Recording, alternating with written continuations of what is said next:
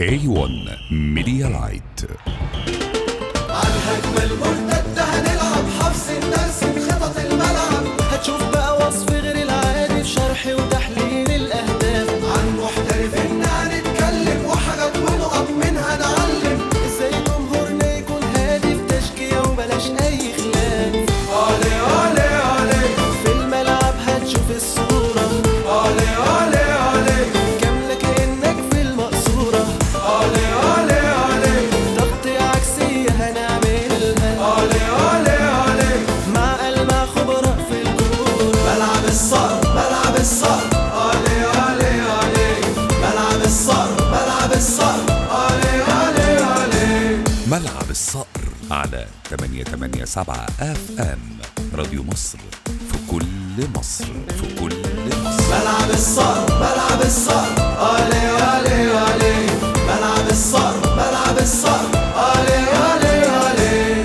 هذا البرنامج برعاية سكور جراس للنخيل الصناعي، الأفضل لكرة القدم.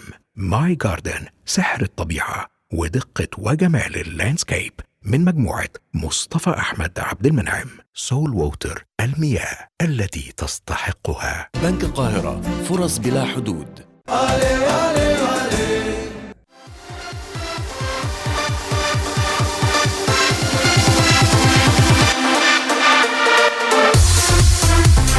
السلام عليكم ورحمة الله وبركاته. برحب بكل مستمعي راديو مصر 887، حلقة جديدة من ملعب الصقر. معاكم عمر ربيع ياسين. هنتكلم في الكورة، هنتكلم في الكواليس في سفر النادي الأهلي والزمالك لاستعداد نصف نهائي دوري أبطال أفريقيا أمام مباراة مهمة جدا أمام الوداد المغربي وأمام الرجاء المغربي.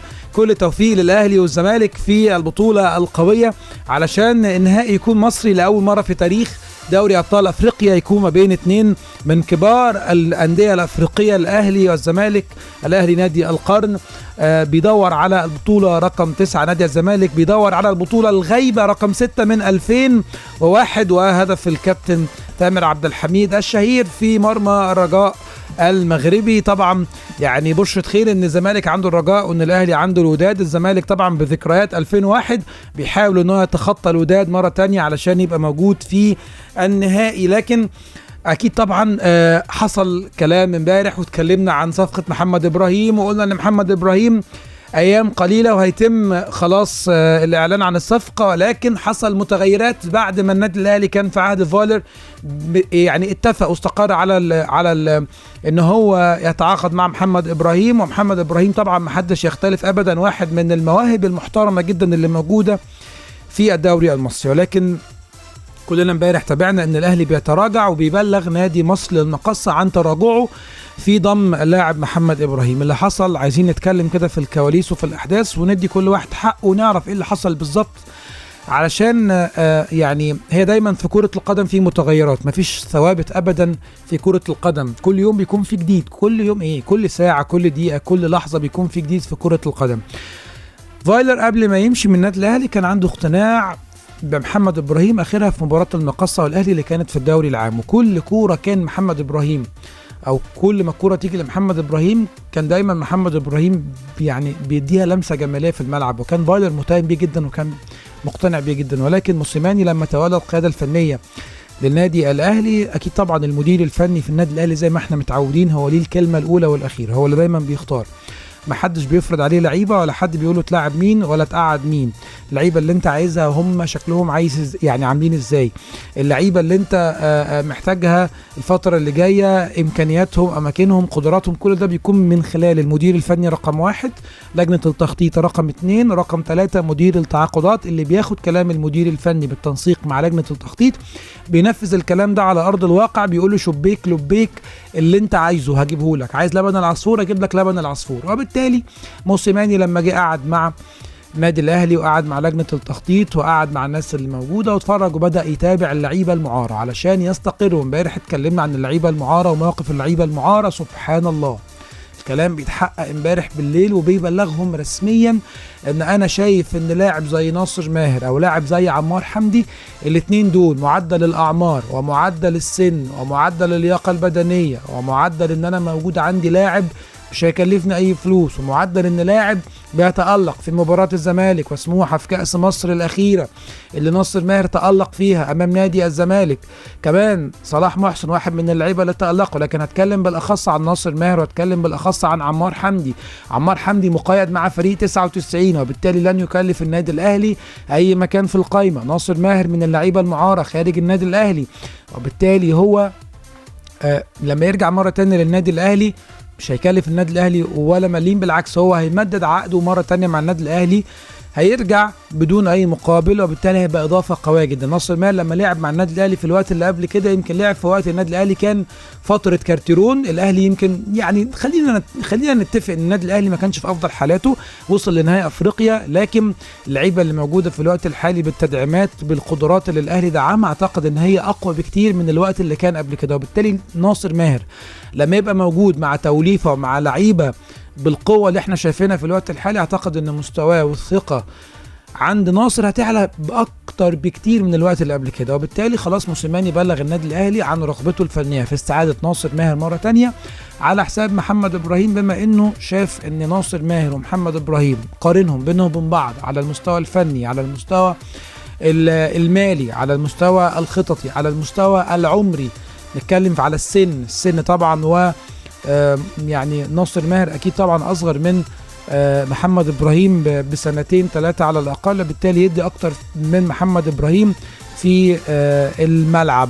بتكلم على مواليد 97، عفوا ناصر ماهر مواليد 97، محمد إبراهيم مواليد 91، فاحنا بنتكلم على 5 سنين أو 6 سنين فارق ما بينهم هما الاثنين.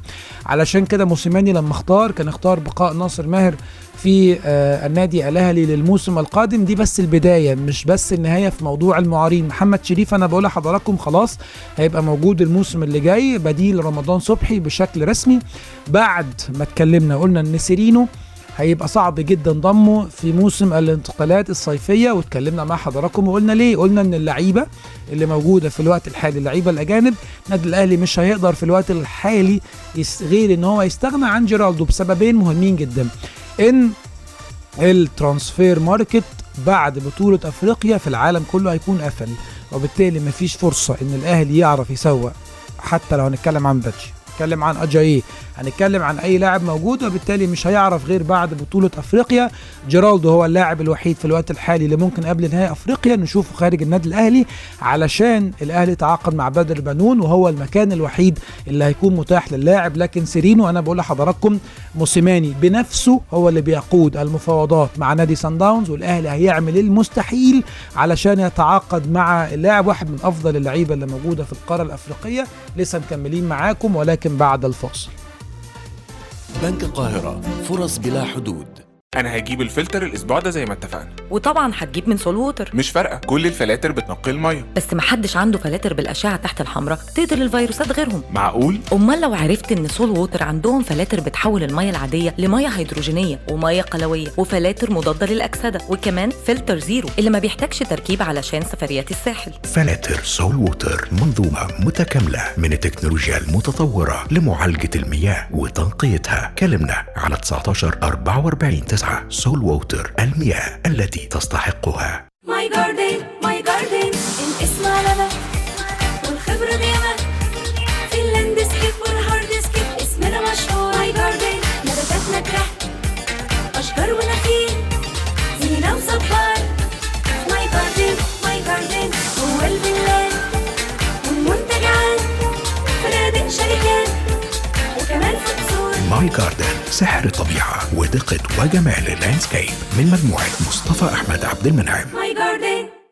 أنا زهقت خلاص من الجنينة بتاعتي، دايما مشاكل وحشرات، ده غير فواتير المية والكهرباء والجنايني. ما قلتلك تكلمي سكور جراس، نجيلة خضرة طول السنة وتقريبا زيرو صيانة، واختاري من 48 نوع نجيلة للإندور والأوتدور بألوان مختلفة ومواصفات عالمية، وأسعارهم ممتازة لأن عندهم أول مصنع للنجيل الصناعي في أفريقيا والشرق الأوسط بخامات هولندية، ودلوقتي في خصم 50%. سكور جراس للنجيل الصناعي خصم يصل ل 50%. اتصل على 0100 4 4 7 4 2.